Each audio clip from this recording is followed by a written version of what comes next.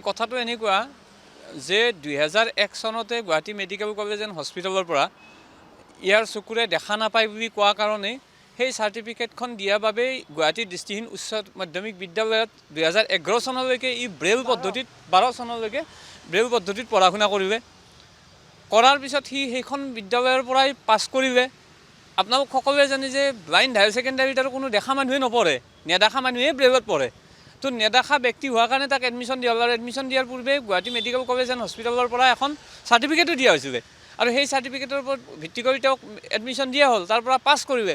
আৰু শেহতীয়াভাৱে এই যিটো এডিআৰই পৰীক্ষা হৈ গ'ল, এডিআৰই পৰীক্ষাৰ পূৰ্বেও যিহেতু স্ক্ৰাইবৰ দৰকাৰ হয় নেদেখা ব্যক্তিৰ ক্ষেত্ৰত লিখিবলৈ, কাৰণ ব্ৰেইল পদ্ধতিত লিখা ছিষ্টেম যিহেতু নাথাকে, নৰ্মেল পদ্ধতিতে লিখা ছিষ্টেম থাকে, সেইকাৰণে আমাক এজন স্ক্ৰাইব দিয়া হয়। আৰু এই স্ক্ৰাইবজন দিয়াৰ ক্ষেত্ৰতো স্ক্ৰাইবজন দিয়াৰ পূৰ্বেও আজিকালি এটা নিয়ম আছে যে ডিষ্ট্ৰিক্ট এডমিনিষ্ট্ৰেশ্যন বা ডেপুটি কালেক্টৰৰ ওচৰত আচলতে এখন এপ্লিকেশ্যন কৰিব লাগে আৰু তেওঁ সংশ্লিষ্ট জইণ্ট ডাইৰেক্টৰ অফিচলৈকে পঠাই দিয়ে আৰু সেই জইণ্ট ডাইৰেক্টৰ অফিচে চাৰ্টিফিকেট এখন স্ক্ৰাইবজন যে লাগিব সেইটো প্ৰমাণ কৰি দিয়ে।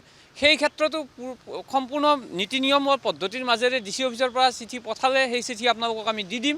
লগতে জইণ্ট ডাইৰেক্টৰ হেল্থৰ পৰাও এখন চিঠি মানে এওঁক এখন চাৰ্টিফিকেট দিলে যে তেওঁক স্ক্ৰাইব লাগে আৰু পৰৱৰ্তী পৰ্যায়ত সেই স্ক্ৰাইবে তেওঁ সঞ্জয় পাঠকে চিলেকশ্যন পালে এডুকেশ্যন ডিপাৰ্টমেণ্টত। কিন্তু মেডিকেল বোৰ্ডৰ নামত এক ভেকু ভাওনাত পৰিণত কৰি আচলতে মই পূৰ্বতেও কৈছোঁ যে ইয়াত দেখা মানুহবিলাকে মেডিকেল বোৰ্ডখনত পাছ হৈ যায়।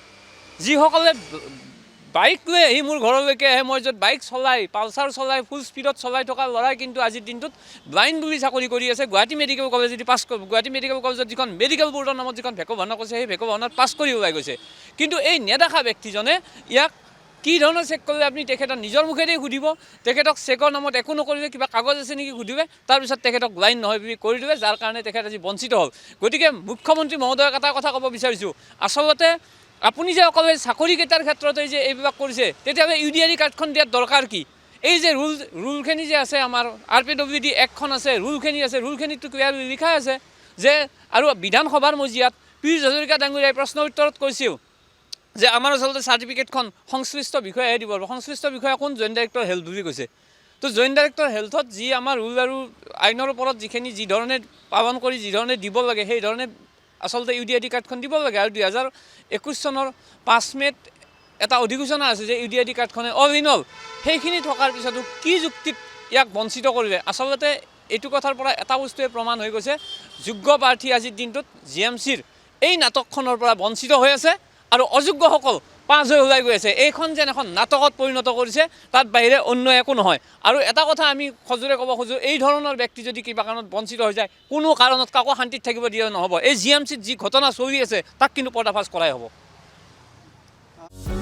যিকোনো খবৰৰ বাবে যোগাযোগ কৰক আমাৰ এই নম্বৰত 9181 307 221।